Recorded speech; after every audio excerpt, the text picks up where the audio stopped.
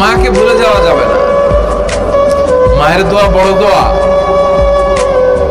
মায়ের দোয়া সবার আগে কবুল। বুলেট মারলে বুলেট মিস হয়, মায়ের দোয়া মিস হয়? খবরদার। স্ত্রী চলে গেলে নতুন স্ত্রী পাওয়া যায়, মা মরে গেলে মা পাওয়া যায়?